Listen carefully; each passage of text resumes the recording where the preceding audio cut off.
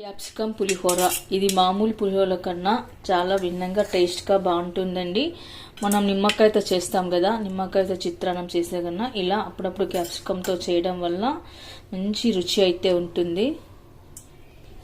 మరైతే నేను ఇందులోకి ఏమేమి వేసాను, ఎలా చేశాను అనేది వీడియో ఎక్కడ స్కిప్ చేయకుండా చివరి వరకు అయితే చూడండి. హలో నీ వెల్కమ్ టు మై ఇంట్రెస్ట్ మన కిచెన్. ఇవాళ మనము మామూలుగా చిత్రాన్నం అంటే నిమ్మకాయ చిత్రాన్నం చేస్తాం కదండి, అలా నిమ్మకాయ చిత్రాన్నంలో కాకుండా మనం ఇలా క్యాప్సికమ్ వేసి చిత్రాన్నం చేసుకున్నట్టే మంచి రుచి టేస్ట్ చాలా బాగుంటుందండి. అందుకోసం నేను ఇక్కడైతే ఒక పెద్ద సైజున క్యాప్సికమ్ తీసుకున్నాను. అలాగే మనం ఇక్కడ ముందుగానే వండుకొని పెట్టుకున్న రైస్ తీసుకోవాలండి. ఇలా రైస్ పొడి పొడిగా చేసుకొని పెట్టుకోవాలి. ఇలా చేసుకోవడం వల్ల మన చిత్రాన్నం కూడా చాలా బాగుంటుంది. ఇప్పుడు మనం క్యాప్సికమ్ని ఇలా ముక్కలుగా కట్ చేసుకొని పెట్టుకో, లోపల గింజలు ఉంటాయి కదా అవన్నీ తీసేసి ఇలా కాస్త పెద్ద సైజు ముక్కలుగా కట్ చేసుకొని మనం పెట్టుకోవాలి. ఆ తర్వాత ఇప్పుడు మనం ఒక కడాయి పెట్టుకొని అందులోకి మనం 3 టేబుల్ స్పూన్ వరకు అయితే ఆయిల్ వేసుకుందాము. ఇప్పుడు ఆయిల్ హీట్ అయిన తర్వాత పల్లీలు వేసుకోవాలి. ఇప్పుడు మనం పల్లీలు మంచి కలర్ వచ్చే వరకు వేయించుకొని పెట్టుకోవాలి. పల్లీలు వేగాక పచ్చిశనగపప్పు వేసుకోవాలి. ఆ తర్వాత ఆవాలు, జీలకర్ర, మినపగుళ్ళు ఇప్పుడు ఒకసారి కలుపుకొని పెట్టుకోవాలి.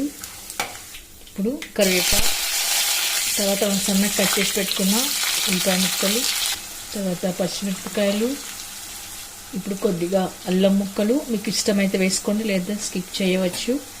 ఇప్పుడు ఆనియన్ కలర్ మారే వరకు మనం కలుపుకొని పెట్టుకోవాలి.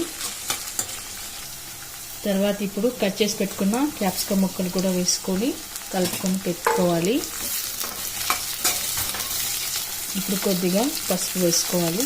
అలాగే మనం ఇక్కడ రుచికి సరిపడా ఉప్పు కూడా వేసుకోవాలి. ఇప్పుడు ఒకసారి కలుపుకొని పెట్టుకోవాలి. ఇప్పుడు మనం పసుపు ఉప్పు వేయడం వల్ల ఆనియన్, ఉల్లిపాయ ముక్కలు కొద్దిగా ఎర్రబడ్డాయి, చూడండి రెడ్ పడ్డాయి. ఇప్పుడు మనం క్యాప్సికాన్ని మరీ మెత్తగా ఉడికించుకోరాదండి, హాఫ్ కుకింగ్ అయితే సరిపోతుంది. ఇప్పుడు మనం మూత పెట్టేసుకొని 2 నిమిషాల పాటు ఉడికించుకుంటే సరిపోతుంది. ఆ తర్వాత మనం ఇప్పుడు మూత తీసేసుకొని చివరన కొత్తిమీర వేసుకొని కలుపుకోవాలి. క్యాప్సికమ్ కూడా ఉడికిపోయింది కాబట్టి ఇప్పుడు మనం వండి పెట్టుకున్న అన్నానేసి కలుపుకోవాలి.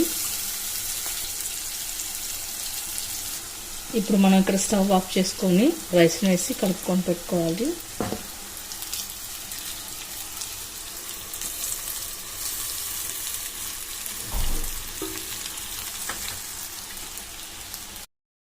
పెట్టిన తర్వాత మనం ఒక నిమ్మ చెక్క తీసుకొని అందులో గింజలు తీసేసి నిమ్మరసం పిండుకోవాలి.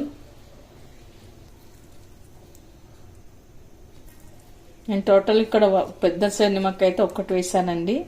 మీ దగ్గర చిన్నదినట్టయితే 2 వేసుకోండి. చిత్రాన్నం అనేది కాస్త పుల్లగా కారం కారంగా ఉంటేనే బాగుంటుంది.